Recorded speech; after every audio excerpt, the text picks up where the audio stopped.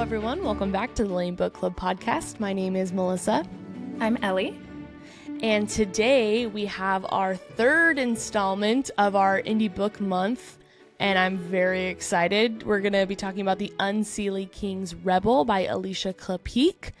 At the end of this episode, you don't have to do anything. It's going to be automatically there, but we did have the opportunity to interview her, and we had so much fun talking with her. She's so funny, and you're really going to enjoy, I think, listening to her. She's a gem. Yeah, she's a gem, man. Her writing process and everything. Mm-hmm. So definitely stick around for that.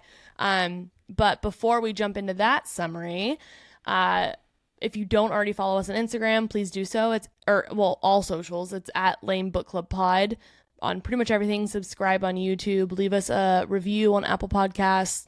It means so much to us anytime someone does. So thank you for everyone who has. And thank you, everyone, for being here and for listening. If you haven't already checked out our other episodes for Indie Book Month, we have done 2 already. The first week was A Cursed Kiss by Jenny Hickman, and then this last week we went over Elegy of Twilight by Angela Ford. Both of those episodes have author interviews as well, so it's been really fun getting to read these books and then talk with the creative geniuses behind the books and learn about them as authors and also just people. And it's amazing to me, Ellie. I don't know if we've even maybe touched on it in a previous episode, but how all of them honestly kind of knew that they wanted to be authors at a fairly young age. I want to say like between 12 and 14, I think all of them, right? Yeah. Well, no, Jenny's was not until more recently, not super recent, but more recently. I think after college is what she said. I don't know. Regardless, why don't you all listen to the interview and then you'll find out.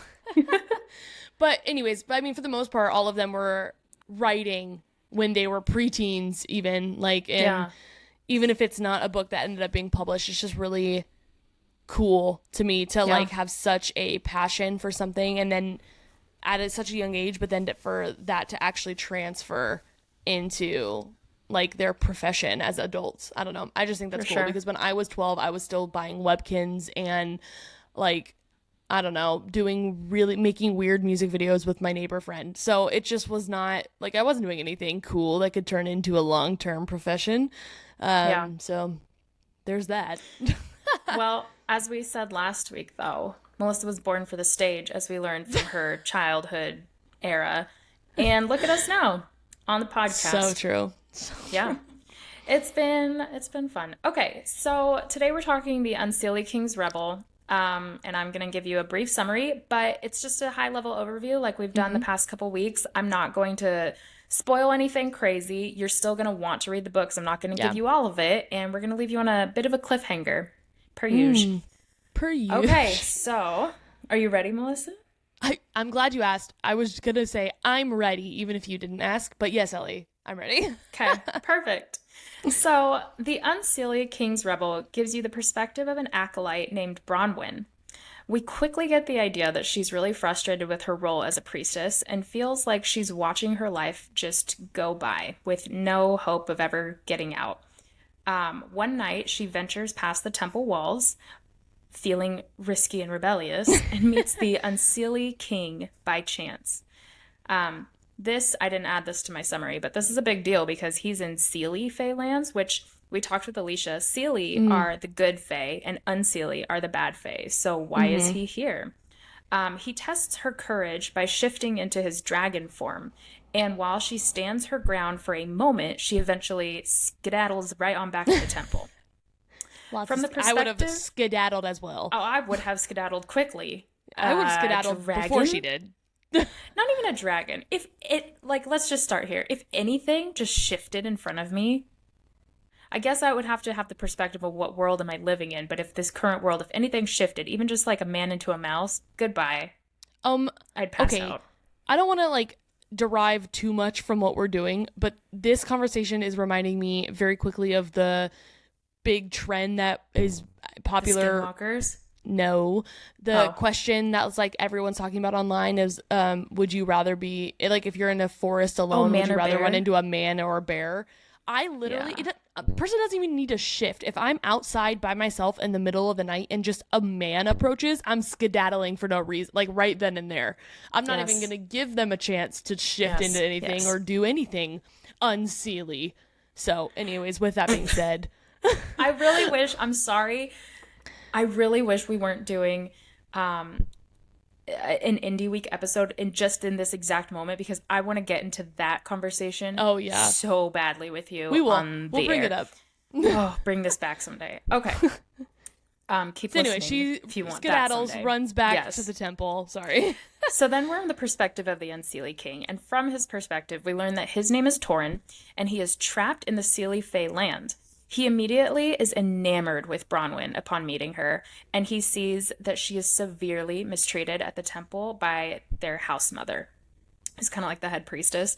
For these reasons, he bargains with her, and if she can help him find the forgotten portal below the temple that leads back to the Unseelie lands and Torin's people, he will then take her with him. And so a rebellious Bronwyn agrees to the bargain and sneaks Torin below the temple to begin his search. They eventually find the portal, but not before the house mother threatens Bronwyn within an inch of her life and brings the Seelie guard. Torin and Bronwyn make it through the portal by the skin of their teeth. Is that the term, skin of their teeth? Yeah, I think so. But well, it does make sense because teeth don't have skin. But you know what? I was thinking of... never mind. Keep going. I don't want to get We just clearly want to talk today. Oh my gosh. But Torin finds that he was hit with a deadly arrow. Now it's up to Bronwyn to save him in this strange new land. So you're going to have to read the book to find out if she does. And what they do from there. Dun, dun, dun. Yes. So this book includes mild spice, fae, really warm characters that you get to know and love, and relatively low stakes, which make it a perfect cozy read, but it is not lacking in adventure. And I just felt like this is the book you want to pull out on a rainy day. It was an read with warm cookies. That's what I'm trying to say. Not sure where you're going with that, because I thought you said eat with worms or something. And I was like, what? This is the book you want to eat with worms. Yeah. So if that doesn't make you want to read it, I don't know what would. No, but she's totally right. And that's actually part of our interview with Alicia that you're about to hear in a couple minutes. Yeah. We talk about it being a cozy read and like how that was very intentional on her part, and she wanted it to feel like a warm cup of tea. Like that is what she was going for, and she nailed it. It checks that box, guys. It was such a good book. So anyways, without further ado, here comes our interview with Alicia. Hello, everyone. We are back with Alicia Klapheke, the author of the Unseelie King's Rebel. So, welcome, first off. We're so happy to have you. Thanks for having me. Of course, I was literally about to say, everyone, give her a round of applause, as if we're like, I don't know where my mind was going. I felt like it was going that way. And I'm like, I'll do it. I'll pretend like that's I'm why I wanted to it. call it out. Ooh. Yeah. Everyone, I don't know why that was about to happen. It's not as if this is like my first time ever being on a podcast, but you'd think it was.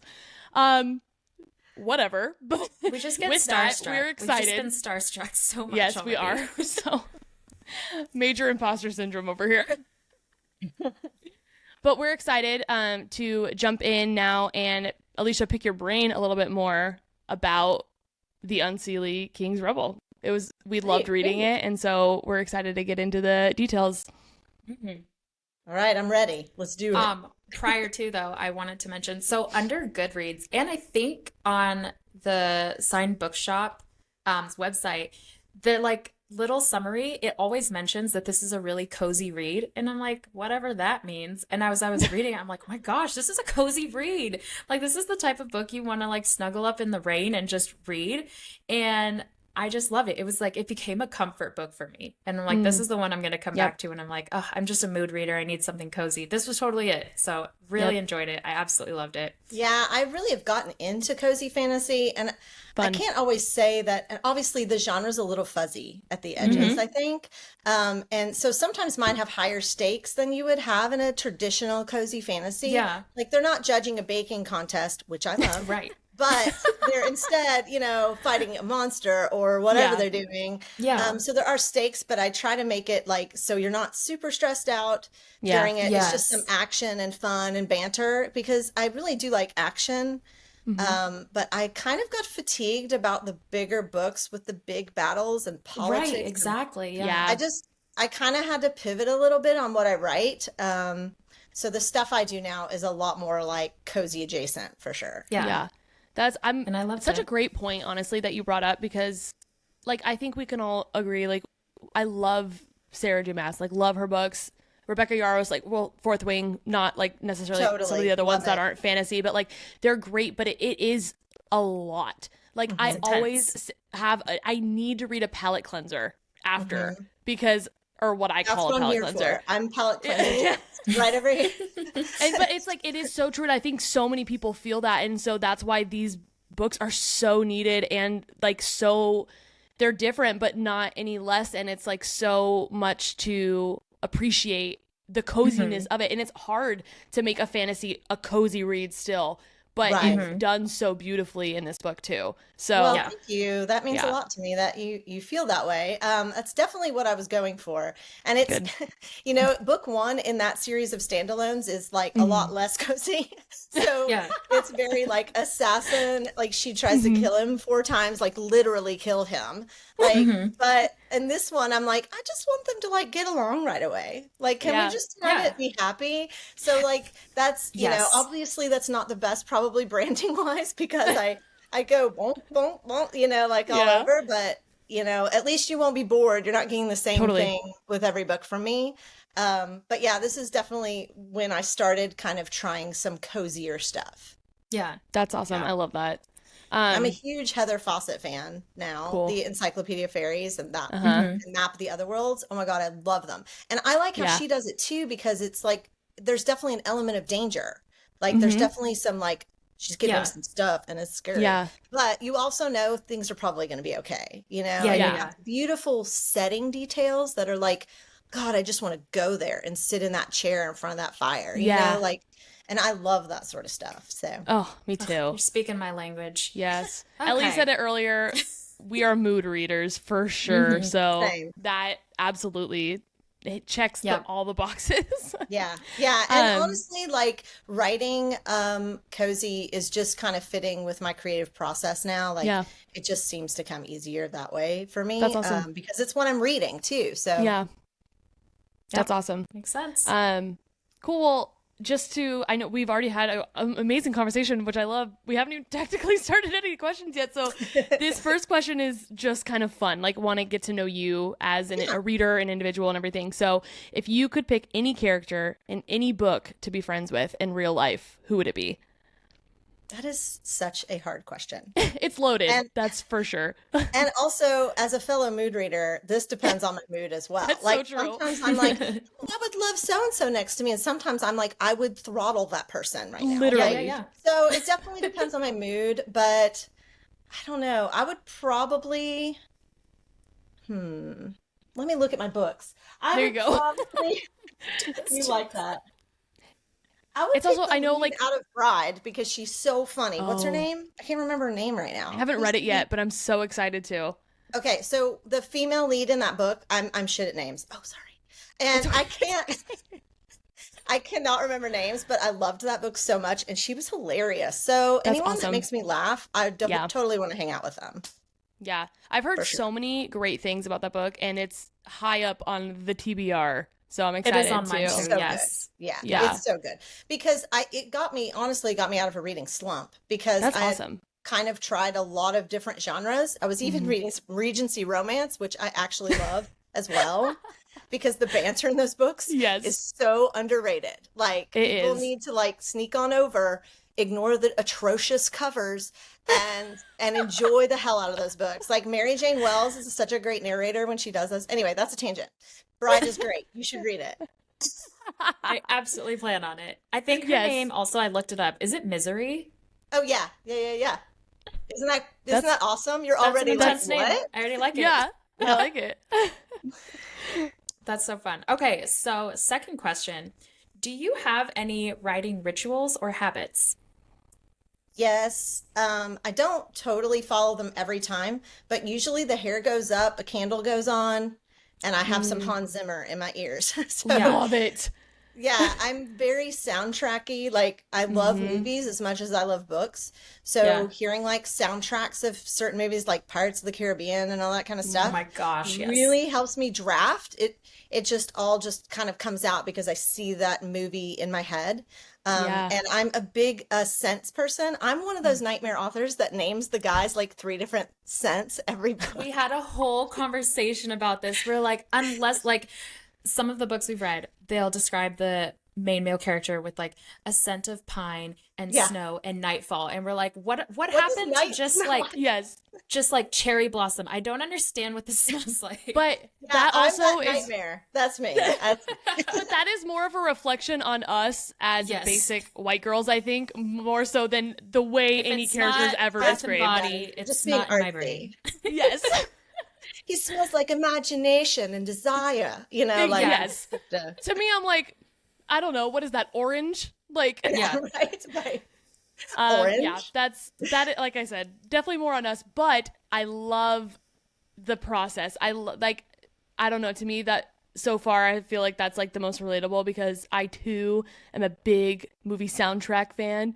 Because that, I mean, it gets you when you're watching something. That's what the other senses. It like helps get you into it and everything, and that can change. I don't know, just you can tell what's gonna happen based on the music or sounds or whatever that's gonna come. So that makes so much sense to me. Like, I think if I were ever to write a book, that would be the only way I could do it. Yeah, it's definitely helpful to me. I've been listening to like the Crown soundtrack because I know that's so not really genre specific, but I have a lot of royalty, so I figure there you go. Anyway, it's very like tensiony music, so it's really good for some scenes, and I love it. Yeah. Incredible. I love that too. Cool. So did you have any early experiences that led you to believe that you would become a writer? Yes, definitely. I mean, I've been writing since I could pick up a pen or pencil. Like I was writing little stories about things I knew nothing about when I was like in elementary school. I was that kid who dragged a chair into the closet, would like read with a flashlight and then write my own version of it. I was like fanficking like Winnie the Pooh. Like I love it. Like ridiculous. I mean, seriously, I've been writing forever. And then I joined some writing contests in like middle school toward high school and would, I would sometimes win, which means, oh, okay, I'm learning how to do this. And it's always kind of been a part of me is just storytelling for sure. That's awesome. Yeah. I love that. I do too. I feel like that's kind of almost been a common theme with the interviews we've done thus far, that every author says like, oh yeah, I didn't like the ending of this story as a kid, so I went and like wrote a different ending. I'm like, that never even occurred to me. I wasn't meant to be a writer. That never even occurred to me. I know. For me, if I don't like the ending of something, I'm like, man, I'm upset about that. I'll just complain a little and then leave. Yeah, exactly. Right. Same with the movie. Like, I'm like, yeah, I wish that ended different. Well, I also was pretty obsessed with like different cultures, and I still am because I'm like basic white girl down in Nashville, like, but I have wanderlust big time. So I've traveled all over the world. But when I was little, I went to the World's Fair. This will also show my age. In 1982, I was like 6 or 7. I mean, I wasn't that old, but I remember being so enamored with talking to people from other places that were so different. I mean, this was before the internet too. So this was like so mind blowing. So I would take some of that like inspiration and I would write a story that I was trying to set in that area. And I did it terribly, but now I'm in fantasy, so it's okay. Exactly. Perfect. That's awesome. Okay. I love that. The map in your book. So this isn't necessarily just specific to you, but I just am so curious. I've always wondered how authors come up with their maps. And I've seen a little TikTok thing where people throw rice onto a piece of paper and then trace around that. Before, but I want to Okay. try it next time. Then how did you come up with the map? How do they do this? How do you guys do this? So I just take a piece of paper and draw what's in my mind. Yeah. And the scale is usually completely jacked. Like it's not, it's terrible. I'm terrible at drawing. I have no patience for it, even though Yeah. I absolutely love art and I love to appreciate it, but that is not my Yes. jam. So I just draw it out as best I can and label it. And then I kind of, when I'm going back through the story, I see if it kind of makes sense, like distance wise, and try to smush the scale a little bit, and make it make sense. I'm usually inspired by a setting when I write a story.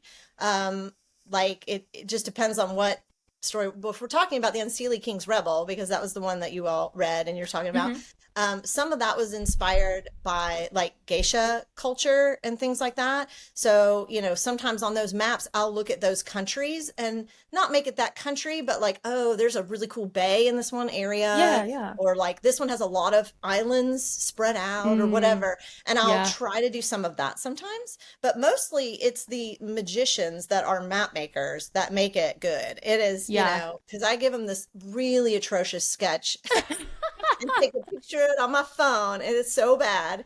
And they just take it and make it gorgeous. Like that was, I believe, Soraya Corcoran. That is a hard name for me to say, even though my last name is Klapheke, which is the hardest name on the planet. But anyway, I don't know. My maiden name is Maximowicz, and there's 2 vowels but 11 letters. So people usually just get silent and their eyes get big when they see it. Yeah, I was Melissa Alicia a lot in my Pause life. M. Yeah. Melissa Pause M for my whole life until I got married. Right. I feel that. Yes. But that's cool. I too have always like wondered about maps and stuff. Again, like I'm really not trying to be self-deprecating. I feel like I'm in mostly being like a realist. I just know about myself that I could never. And the map, like write a book. And honestly, like mapping it out and everything is even a big part of that. Cause I just like, that's not how my mind works as far as like imagining a place and like, oh, it could be here. I mean, maybe if I thought enough about it, but I just have never done that. I've never even like one of my had nerdy the idea. pursuits. One of my nerdy pursuits is history. So I've studied a lot of maps, and I actually started writing as an adult in historical fiction. So I'm really into like maps and settings and the history and culture of it. So, maps are all a huge, huge part of that. So I've studied them for a very long time, but that's awesome. Well, and then you're right. That totally helps. Cool. So I know you mentioned briefly this book does take some references from like geisha and everything, but Seelie and Unseelie Fae descend from specifically Scottish folklore. Yes. So why, or what made you, if there was like a specific thing, or why did you choose to pursue that route for this book? Right. So I set up the book in book 1, The Fae King's Assassin. And so that's where a lot of my thought process is for the original setting. Honestly, every time I write Fae, which is this whole world, and then my last world, it was more like elves, but they were elves and Fae can be pretty interchangeable. They're like cousins. Tolkien fanatics don't hate me, but it's a little bit true. It's a little true. It's a little bit true. Yeah. Just be honest. I mean, come on. Pointy ears, they're badass at everything, they're hot. Yeah, you get it. Okay. It's a compliment, It's the same. It is. It really is a compliment.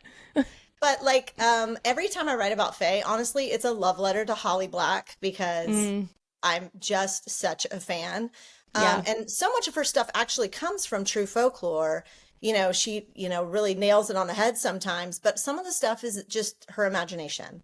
Yeah. And so I decided to not be precious with the folklore and just do what I wanted to do with it. Yeah. And just have fun because, folklore is just stories people made up a really long time ago. Exactly. And now we have our own modern folklore, where there are bat boys. Like, that's our folklore. Yay! That is. So, I love that folklore for us. Me too. But yeah, that's why I just like it. I just like all that stuff. Yeah. I love that. Okay, so within the book, House Mother made me want to punch someone in the actual face. Yeah. Please tell me that this was not inspired by somebody that you knew or someone that was real. But if it was, would you care to share that on this podcast? Well, luckily, it's not directly somebody. If I had to say the inspiration for being treated in that specific manner is a much lighter version, much less violent version, was one of my English lit professors in college. Oh my. Oh my She word. was. I will Jill. never name anything. You all won't know anything. Yes. But she was horrible. Yeah. And I was like, but I like literature. How can I hate you? So, but she was just a miserable person that made everyone else miserable and was like obsessed with being like super controlling within the Yeah. room. And so I think just running into people like that inspires that kind of like, what would drive me crazy the most. And I also do, I don't know if at this point it's so cliche, like everyone's puking, but I use Enneagrams a lot. Like I love I love the Enneagrams. Enneagram. Yes. so I usually take like what Enneagram they are and then find out what Enneagram they would really not get along with. I do a So little bit of smart. that kind of stuff. So Wow, I love that. Me I'm too. such an Enneagram nerd for real. I Me studied too. up and down the entire Enneagram. But Yes. that's crazy. I think if we've learned nothing from Taylor Swift, take it from Alicia Klapheke. Do not be mean to people or they'll write Yes. about you. it's exactly. And the truth. It's That's the so truth. fair. That's so true. Also, Paula can we T. just Swift. I like, love Taylor. I don't know if this is everyone who's listening, if this is their experience, but why is it always English, either professors or teachers, that are the worst? Because my least favorite teacher that I've ever had, granted, mine it was wasn't, English too. it was English in high school. Like, Yeah. I don't I know. know, It which doesn't is make any a bummer. sense. Here, hold on, everyone. Melissa and I did go to the same high school, so it could be We the did. same English teacher. But yeah, what's up with that? it It's is. terrible. I'm telling you, it is. I mean, I really had two. I actually, now that I think about it, I had one in high school that was atrocious because I was such a nerd. You all were probably just like this, reading at your early age. So, like, I can't do the maths at all. I'm your typical, writer. There'll be no mathing. But Yes. I had the vocabulary of like a 50-year-old when I was like 12. And my teacher was like, you got this from someone else. Someone else wrote this. Like that actually happened to me. Kind And of a high she compliment. accused me of like Honestly. plagiarizing or my parents writing it. And I was like, no, that was me, jerk face. So See, anyway, this is where I'm just like, Yes. how miserable are you that you have to, like, blame 15-year-olds? I mean, granted, to be fair, most 15-year-olds suck and probably would plagiarize. But I mean, at the felt same sucked at time, like, 15. like, I sucked. I don't know, like, but I'm not saying, obviously, like, odds are someone generally at 15 probably doesn't have that vocabulary, but if you're consistently doing this, like, there's also trends that people have. You know what I mean? Like, Right. she was your teacher for a year. It's not like No, you just did one honestly- paper. Right. And honestly, so I used to teach elementary school. I taught third, fourth, and fifth grade for 5 years before I started writing, actually. I mean, writing like as an adult. You know what Yeah. I mean? Like I'm going to do this.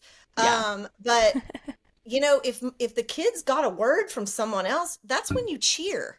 You don't Yeah. yell at them. Like, Yeah, even absolutely. if I had gotten that from my mom, from my dad, or whatever at the time, the fact that I used it in a paper is something to Yeah. be celebrated, not to be like, Agreed. you did something wrong. Like, Yeah. anyway, Yeah. it was crazy. So if you're an English teacher of any age listening Lighten right up.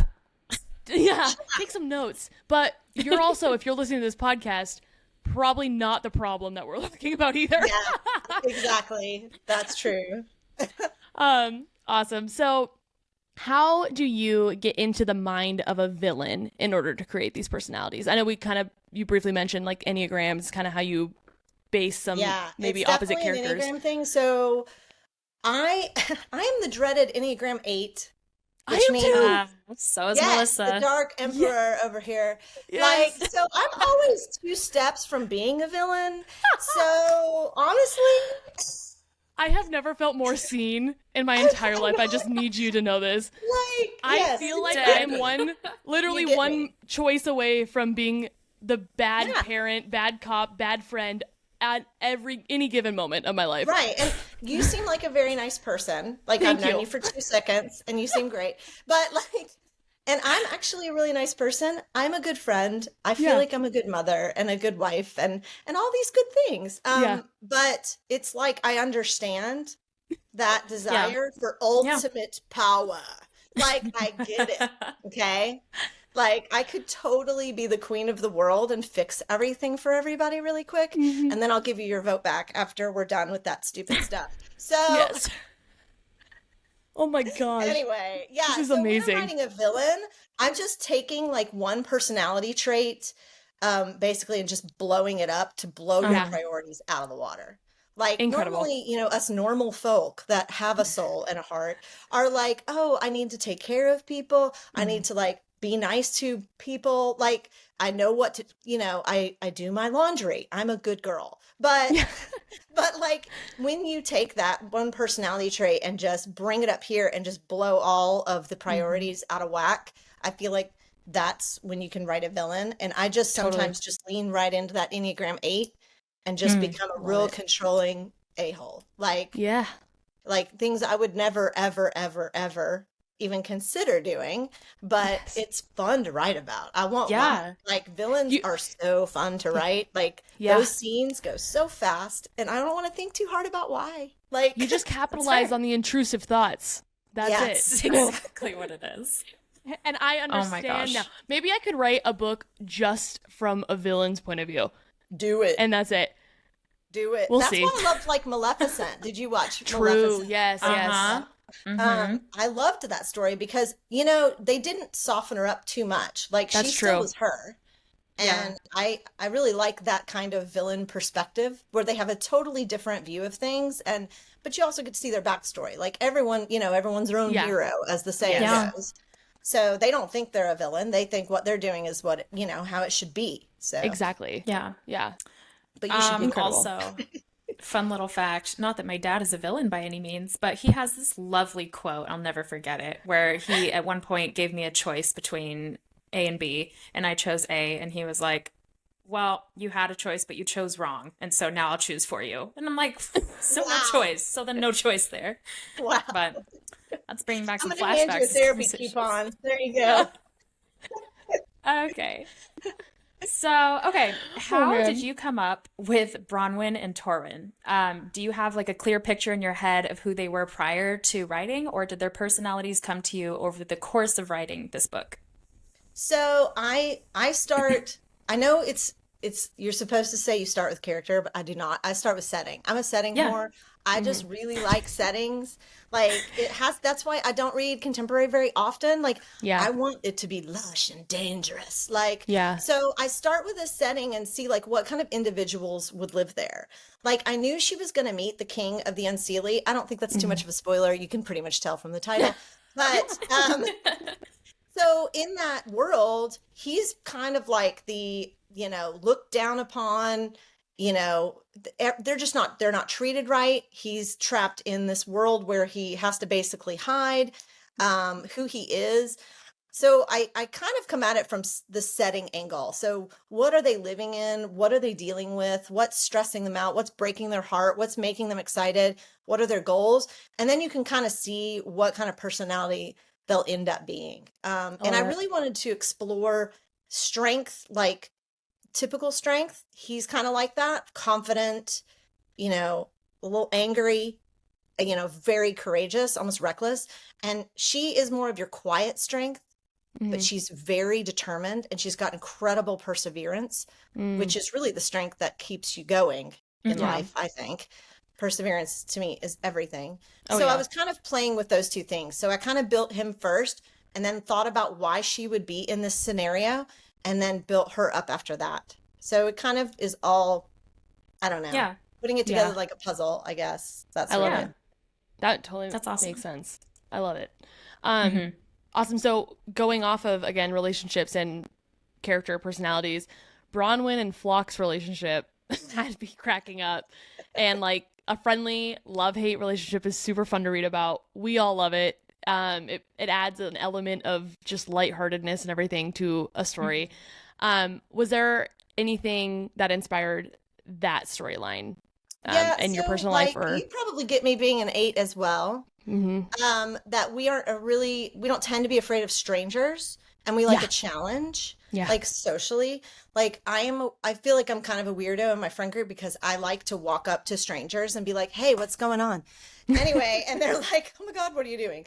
Please don't. But I also like, right. I also like to befriend like the grouchiest person in the room, the most like arrogantly confident, to see if I can just, I don't know, not break them down. That sounds bad.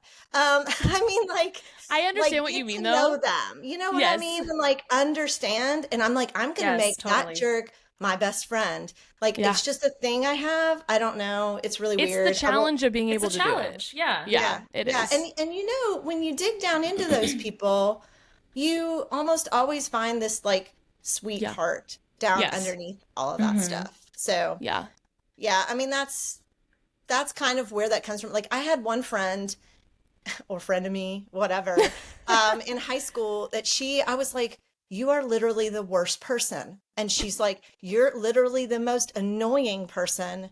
Why are you so obnoxiously positive? And like, we hated each other, but it's like we hated each other so much it went around the corner and we became good friends. Like, it was really weird.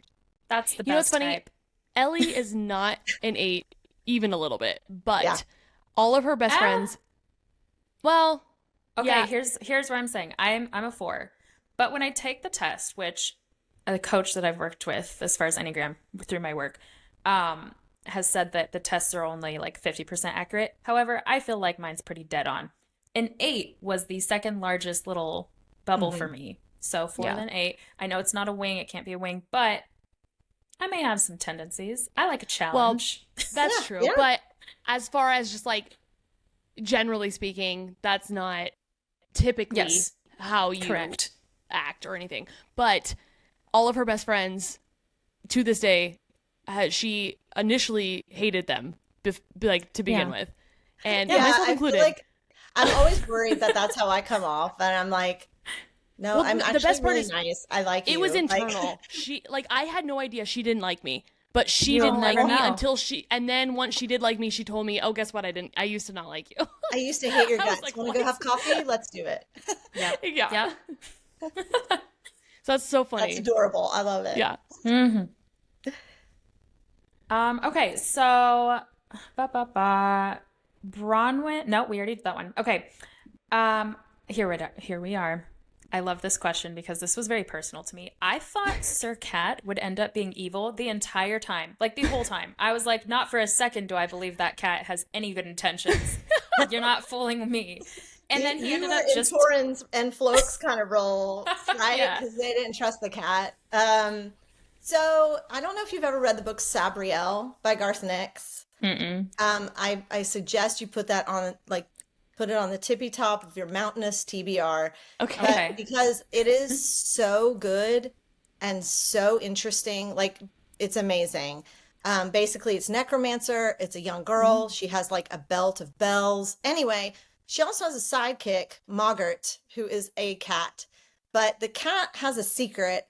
And don't listen if this is a spoiler, but I don't think it's too bad. But he actually is kind of like a demon. So that and his like whole attitude, I was like, I kind of just want a Moggart there. So like you know he's not like a great good creature, but he's being cool to you, you know, and you have to kind of watch yourself. So it was kind of just like my own little personal fun thing I did to make myself happy by including like a Moggart kind of character in the book. Myself happy. To the end when it was just like, oh, he's just like a cool cat. And I'm like, no, he's not. There's something more. But I guess you need to write the fan version of the ending. There we go. Sir Cat just annihilates them all. Like exactly. That's perfect. Okay, and then last question for you. And this again is just a personal thing. And maybe you did, and maybe I missed it, but I don't think I did. I'm pretty keyed in. Did you ever feel like you needed to or want to, or have you already addressed the backstory of what happened to Bronwyn and her betrothal that forced her to like choose the Temple of the Star Goddess? Because I feel like she mentioned something really bad happened and then I was pushed into this. But I want to know what happened. Well, okay. So somewhere around chapter 4-ish, She really just has one little line that tells you what happened.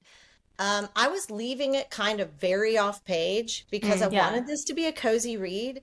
But honestly, it's just she had a terribly broken heart. So the one line talks about Gantu was her, betrothed, and how she found him in the arms of another girl and threw the ring at him. So he broke her heart through cheating, which I think a lot of us unfortunately can relate to when we're younger, especially, I mean, older too, but like, it's just something that is so infuriating and just crushing. I've been a girl, I know. So like it has happened to me before. And I know that you get kind of reckless when you have that kind of heartbreak. And it was just following up where she'd lost her parents. So she was already still like, she was in that grieving phase anyway, where you're just not quite functioning quite right. And then that happened to her and she was leaning so much on him. And there was an old house mother, if you remember, Beanie. She was like the good house mother. And so she knew of her. And so when she came in, she wasn't really thinking about how terribly strict and cloistered that life would be. She was more just looking for a safe haven because she was out of her mind. Like, and just needing and Beanie to escape. Supplied that. Right. Makes sense. Definitely. Totally get it now. Definitely relates. But I didn't mention it a lot, so it makes sense that you didn't pick that up because I really wanted it to be very off page. I wanted to have a good time. Yeah. And we did. We loved the book. Well, thank you. My thing with those was I always did something drastic to my hair in those situations for myself. Yeah, that's a good choice. So if I ever came a box of wine, that's a better choice. Well, I was like, also let's caveat this. I was like 13, and so when I say drastic, I mean like dyed it, and also I was like 13, so it's not like the heartbreak of a lifetime either. I'm so dramatic, and it was the biggest thing that had happened to me. I felt like, but in the grand scheme of things, it was not a big deal, and I just like cut 4 inches off my hair, but that was like really, my little testament. We should all just get a hair change and the time. Like I am a firm believer that and not consistently, and hear what I'm saying, or hear what I mean, not what I'm saying, that a good haircut is equal to therapy sometimes. Yeah, I feel that. And good shopping. Yes. Oh, yes. Retail therapy is a thing for me. That's why it's called more that. With the shopping. I don't think I've ever had a haircut. Like, and if you're my hairdresser and you're listening, I'm sorry. It's just the truth. I don't think I've ever had a haircut where I've left and been like, I look amazing. I've always been like, instant regret. I hate my life. This is trash. Yeah. I am trash. That's exactly it. Yeah. Anyways. Okay. Well, on that note, thank you so much for joining us. It was so great to hear from you. Yeah, of course. Everybody listening, The Unseelie King's Rebel, I bought my copy on, I think, Amazon. Where else can you find this book? You should be able to find the print copies on Barnes & Noble and everywhere else. The ebook is in Kindle Unlimited. And then, of course, we have the hardcovers for sale at the Signed Bookshop. I'm about to restock right now. They're sold out, but you can get on a waiting list for them. Oh, and I pulled the art on the case in case y'all wanted to see it. We'll see how the light reacts. But yes, I do. Oh, that's the art love it. on the case. So that's under the jacket. Love that. Fun. Beautiful. I know. Julia Dea is my artist, and I love her so much. She does such a good job. 10 out of 10, Julia. Book. All right. Well, that is all we have for you guys. Yeah. So catch y'all next week. And have a great week. Thank you so much. We are not good at ending these, so this is normal, and we're just going to end it. Bye. Bye, everyone.